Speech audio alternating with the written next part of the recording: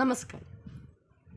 നഷ്ടവസന്ത സ്ഥലികളിൽ നിന്നും സമൃദ്ധവസന്ത തടങ്ങളിലേക്ക് ഇളവറ്റു പറക്കും പക്ഷിയെപ്പോൾ എന്നത് ഇല്ലായ്മകളുടെയും വല്ലായ്മകളുടെയും പരാജയങ്ങളുടെയും നിഷേധങ്ങളുടെയും ഇടയിൽ നിന്ന് ഒരു ഫിനിക്സ് പക്ഷിയെപ്പോലെ ലോകത്തിൻ്റെ നെറുകയിലേക്ക് കുതിച്ചുയരുന്ന ഭാരതത്തെക്കുറിച്ചാണോ പറയുന്നത് എന്ന് തോന്നിപ്പോകും.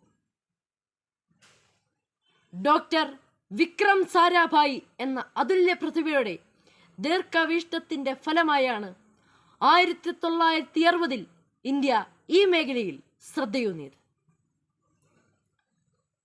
റോക്കറ്റിൻ്റെ പല ഭാഗങ്ങളും ഭാരവണ്ടികളിലും സൈക്കിളിലും വരെ വെച്ച് കൊണ്ടുവന്ന് രാഷ്ട്രത്തിൻ്റെ പരിമിതമായ സാമ്പത്തിക സ്ഥിതിയിൽ നിന്നുകൊണ്ട് 1963 നവംബർ 21 തുമ്പയിലെ ബഹിരാകാശ വിക്ഷേപണ കേന്ദ്രത്തിൽ നിന്നുയർന്നത് ബഹിരാകാശ ശാസ്ത്ര സംഘത്തിൻ്റെ ഒരു തുടക്കം മാത്രമായിരുന്നു.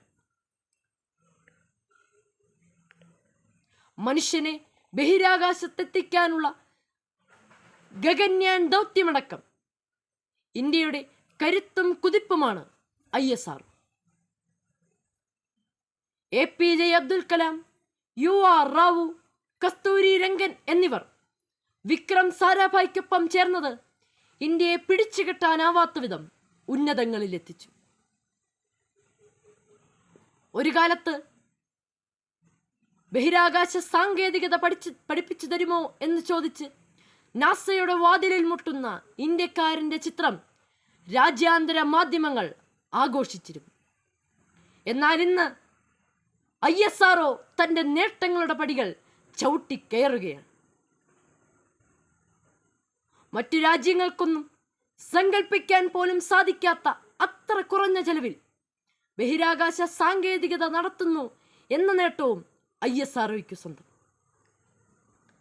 ചാന്ദ്ര പരിവേഷണങ്ങൾക്കായി ചന്ദ്രയാൻ, PSLV റോക്കറ്റ്, പുനരുപയോഗം ചെയ്യാവുന്ന ലോഞ്ച് വെഹിക്കിൾസ്, ഒരു റോക്കറ്റിൽ 104 ഉപഗ്രഹങ്ങൾ എന്ന റെക്കോർഡ് തുടങ്ങി ISROയുടെ നേട്ടങ്ങൾ ഒട്ടനവധി. എന്നെ കേട്ടുകൊണ്ടിരിക്കുന്ന നിങ്ങളും ഞാനും ഒന്നോർക്കണം, വരുന്ന 10 വർഷങ്ങൾക്കുള്ളിൽ ചന്ദ്രനിൽ ആസ്ഥാനമുറപ്പിക്കുന്ന രാജ്യമാണ് ഇന്ത്യ. മുൻപിലുള്ള 3 മുൻനിര രാജ്യങ്ങൾക്കൊപ്പം നമ്മെ തലയുയർത്തി നിൽക്കാൻ പ്രാപ്തരാക്കിയതിന് പിന്നിൽ ശാസ്ത്രജ്ഞന്മാരുടെ സംഭാവനകളാണ്.